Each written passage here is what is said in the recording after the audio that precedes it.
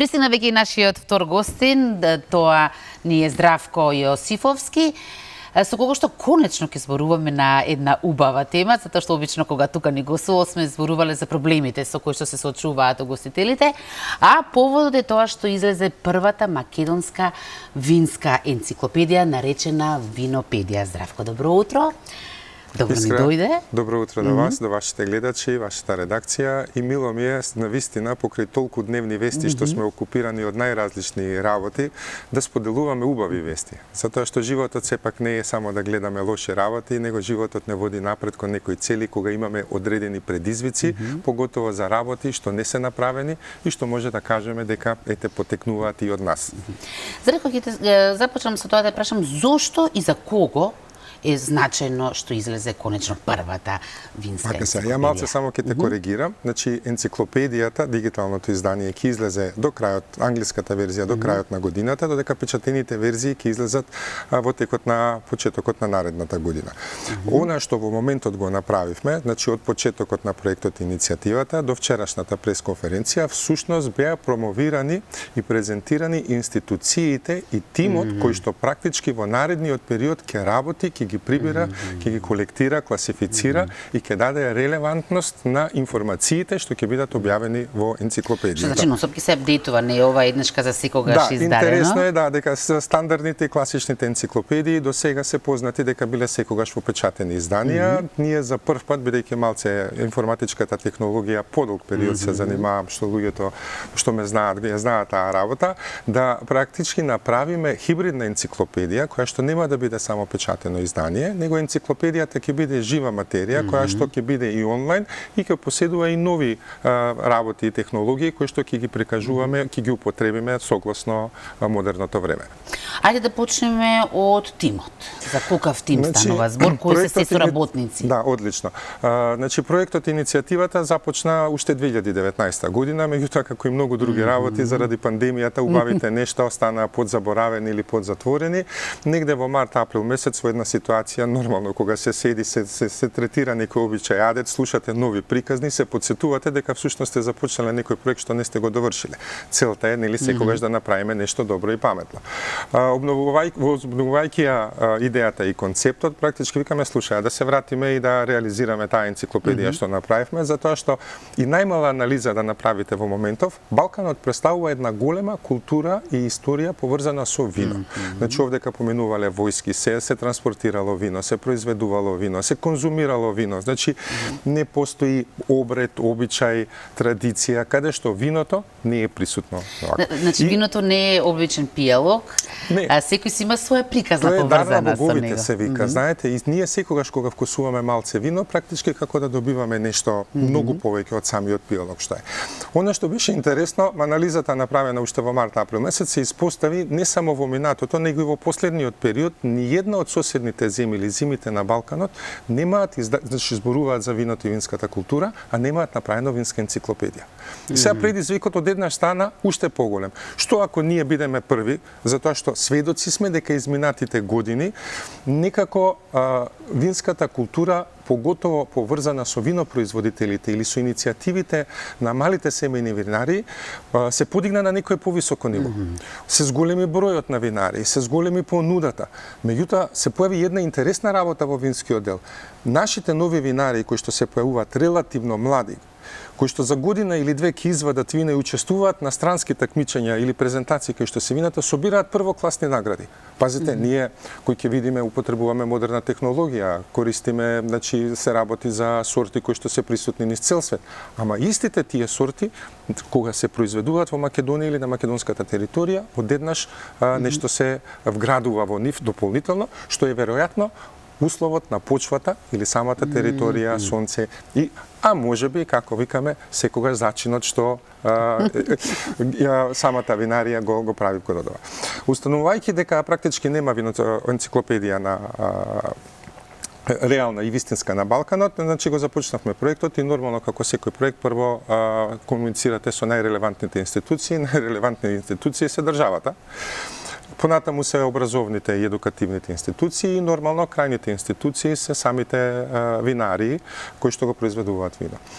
Инертноста која што постои, значи кога се работи за нови проекти, е присутна секојдневно и ова е сама иницијатива и проект не беа имуни на таа работа, дека нешто, вау, преку ноќ ќе се случи, луѓето ќе го акцептираат и така натаму. Значи нормално се појавува прво кој ќе ја прави, како ќе ја прави, со кого ќе ја прави, кој интерес има. И сега сите тие работи од еден начин треба да ги тргнете на страна, за да дојдете до момент, значи да кажете дека тоа што го правите прво не е персонален или индивидуален проект, дека идејата е да биде, значи, заеднички проект кој што ќе биде нешто што секој македонец или секој љубител на вино, македонско производител, поврзан на било кој начин, ќе добие еден релевантен извор на информации, да навистина ја знае историјата, односно праисторијата на почетокот на винската индустрија во Македонија, да знае кои све патишта, кои све сорти, кои све начини, техники, технологии се одгледувале.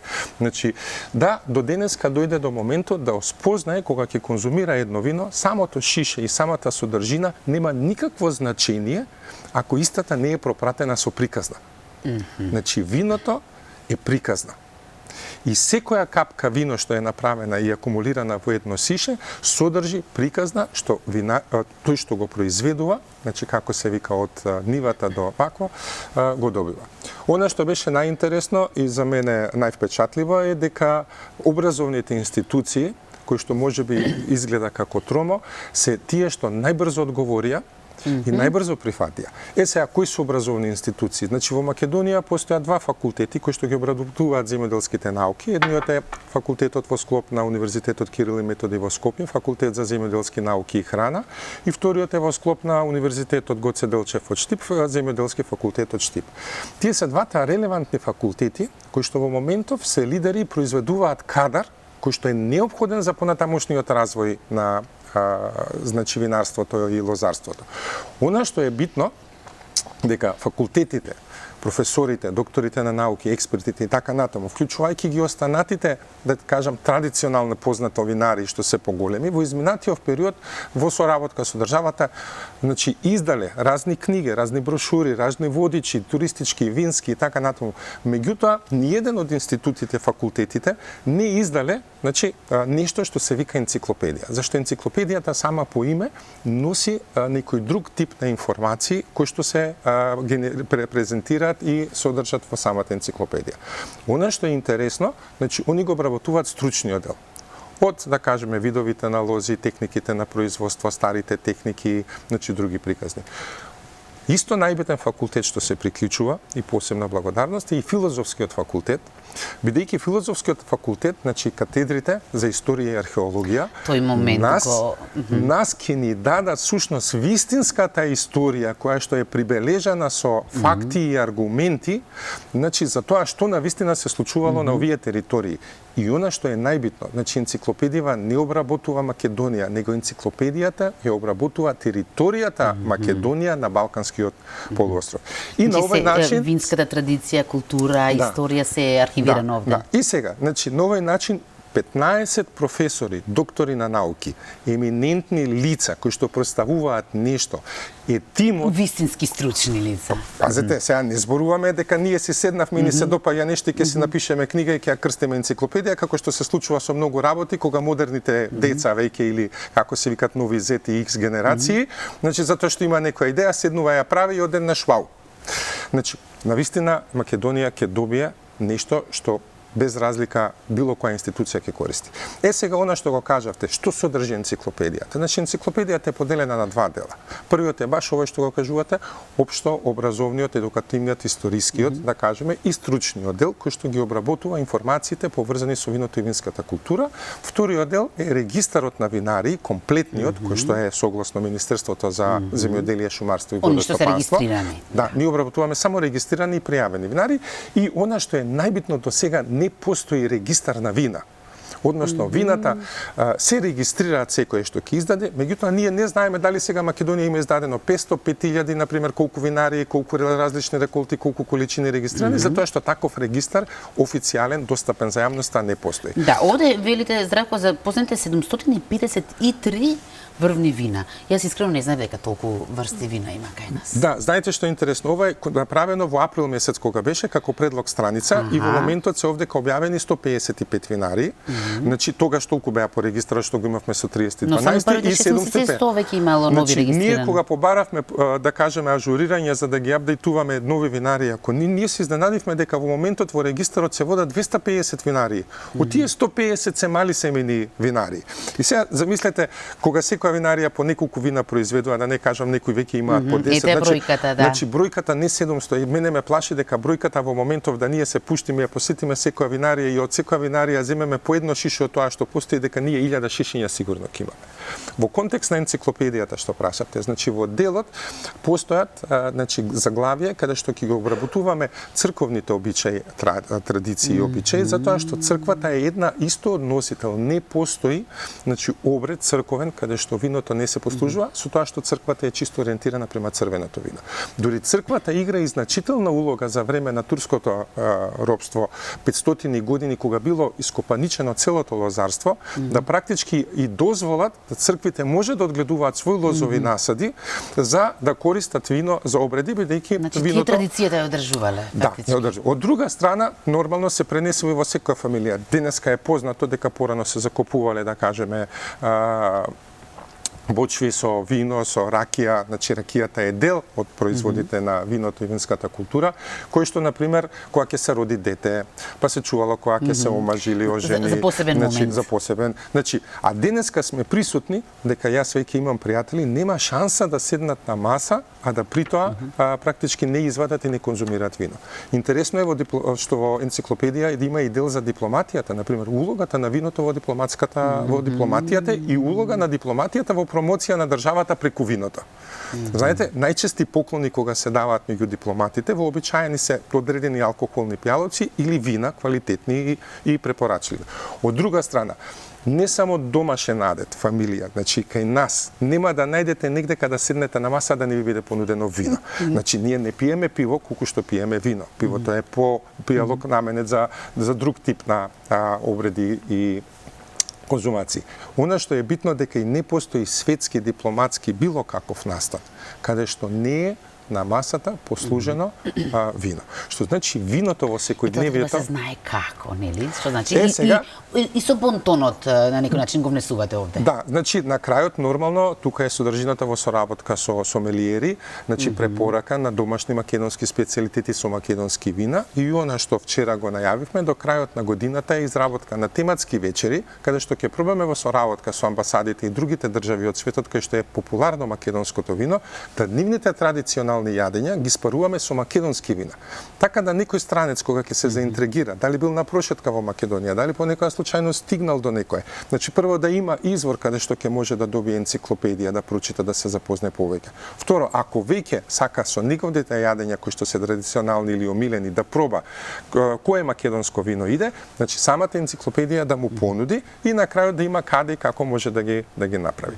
Значи крајната цел е дека еден ваков производ, значи е промоција прво пред се на секоја винарија, промоција на секој од нас кои што сме љубители ентузијасти за вино, поклон кој што ќе можеме секогаш да го дадеме за тоа што ќе ја прикаже многу од историјата, значи поврзана за македонската територија со сите нас, значи адети и обичаи. Овдека војски поменувало, вино се транспортирало. Значи порано немало војската да користи други работи, кога ќе завршила битката или кога се спремале, секогаш наздравувале со вино.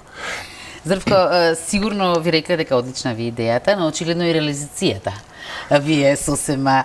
Сумна е само за самиот крај, сигурно ги заскоткавме веќе, како да дојдат до неа?